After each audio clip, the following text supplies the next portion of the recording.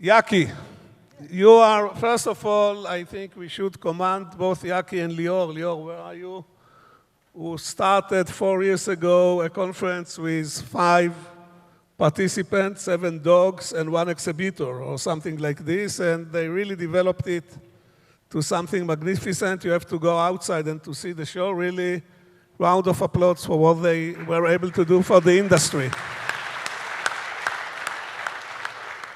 Now, we know you created a great product, but we really don't know much about what your belief, what your mission, what is your persuasion, and I would like to spend a few minutes trying to drill into it. So, Yaki, in few words, don't take it too long. Tell us from where you came, starting with Gan Shoshana. Okay. I don't remember Gan Shoshana, but okay. What I do remember is my activity, the Israeli Scouts. You know, that's something that goes way back.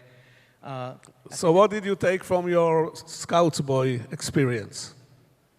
You know, for many years I thought that it was only this thing that I received between the age of 15 to 18 when you are building your character and now you are mentoring other kids.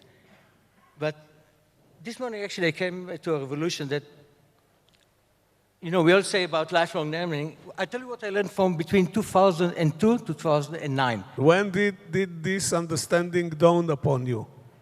Because... No, when? Because I was very early morning. It was this morning, huh? Early morning, you know. You took a shower. Before I took a shower, you know, I've been quite excited about this. And, you know, we always say about lifelong learning. In 2002, I decided to volunteer. That's good. As what we call in Israel, Rosh Shevet, a scoutmaster. Now, I came, scouts. Who was in the scout boys or scout girls? Raise your hand. And I've been in the high-tech industry for years. So suddenly I came, you know, with someone from the high-tech into this non-profit space. And if I use commercial terms, I reached a place where it needs a turnaround. 200 kids, I mean, they're losing money every year. And I had to come, on one end, with all my background in business, but also it does not work when you actually work with people here in education. So you need to learn how to bridge the gap. And 9 years later, it was already 650 kids, profitable, sustainable, and now it dawned on me that that's maybe the true meaning of double bottom line, that you are not losing your values, but you try to move from where you are not sustainable to where you are sustainable. That's very good. And what kind of volunteering you are doing today, or you are too busy? Tell us about this thing you are cooking with the...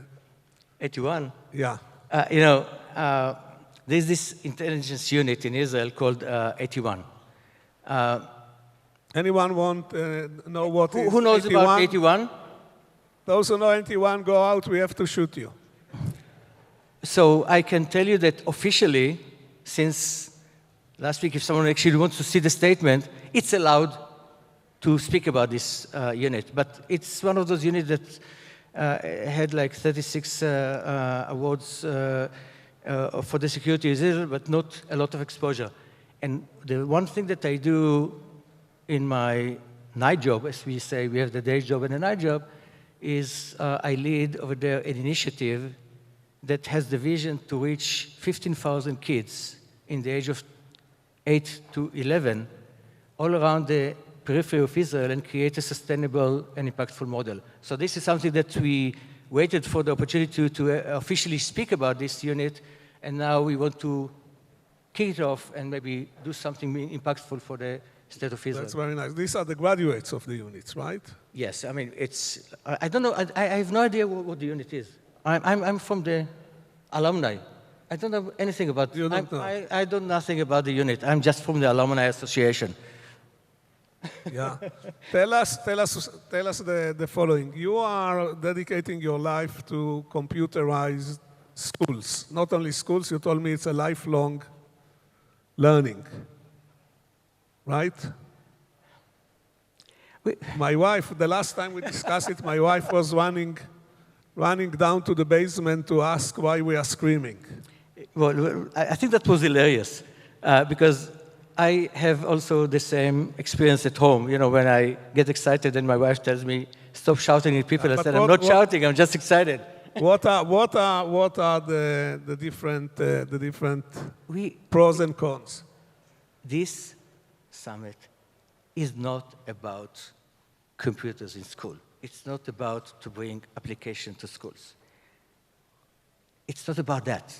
It is, we live in an exciting world that we know that anything that we want to do which is scalable, sustainable, and impactful can be achieved with technology. And I think that we, at this point in time where we can say, what are the things that we want to achieve? We do not want to achieve more computers in a classroom. We do not want to achieve more computers in universities. We want to achieve a new world that over there, you know, it's easy to educate everyone. If you have 1 million kids, all we need is 1 million teachers, and that's it. But we cannot have 1 million teachers. So how can we amplify the magnitude of teachers and others with the aid of technology? Because this is what we do as human beings. We amplify our abilities with technology. So it's not about bringing the technology into the schools. It's about how we amplify what we can achieve as human beings with the instruments of technology that can achieve a much greater impact. And the audience is not necessarily schools? Who are the audience? I think we have everyone here in the audience. I mean, how many of you are from what we call workforce innovation?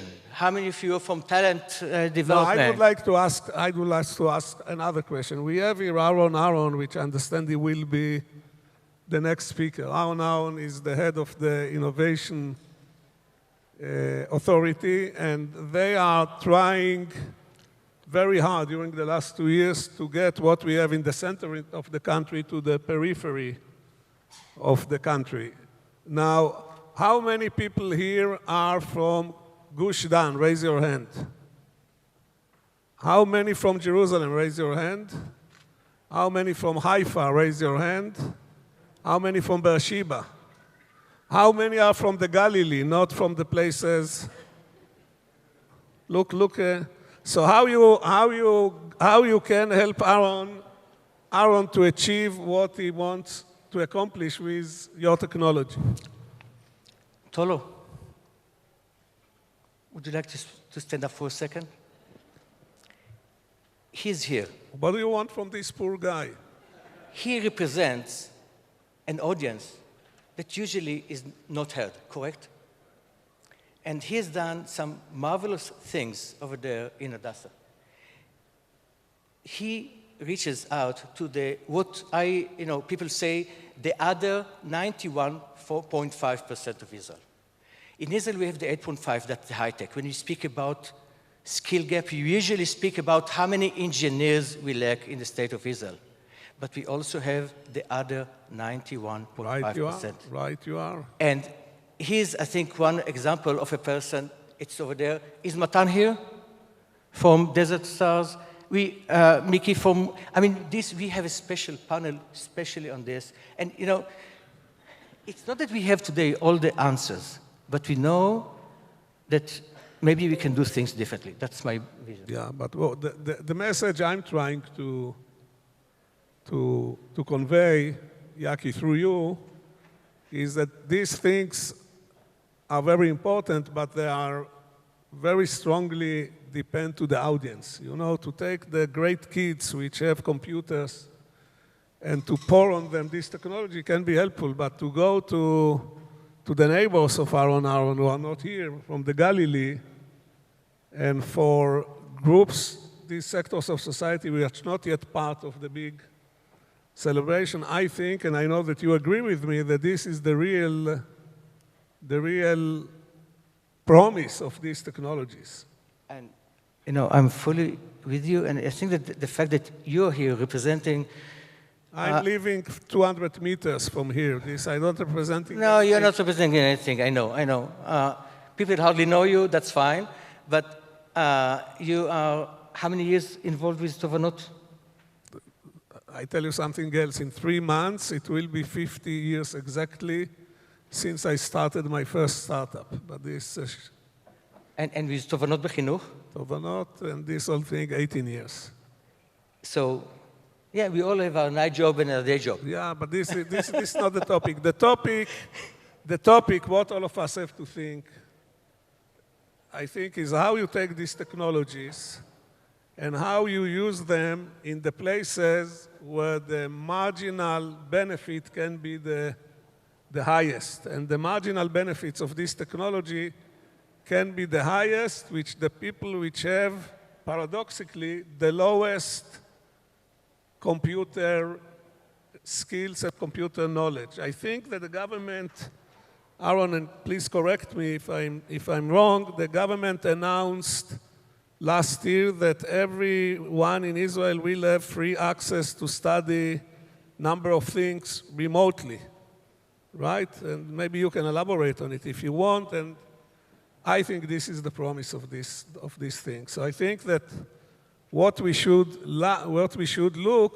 my young friend Lior, how you call it, make good by when you make well, what is, you have this expression, doing good by doing well, or doing well by doing good, or something like this.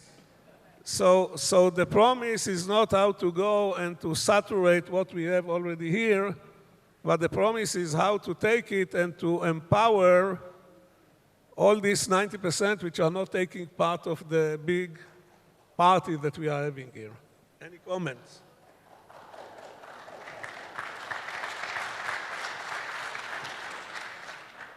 I have nothing to add. Nothing to add. Ladies and gentlemen, thank you very much. And think about what you can do with the technologies you are holding in your hands, and do the extra effort to try to adopt them and to try to market them and to try to avail them, not in the center of Tel Aviv. And you agree.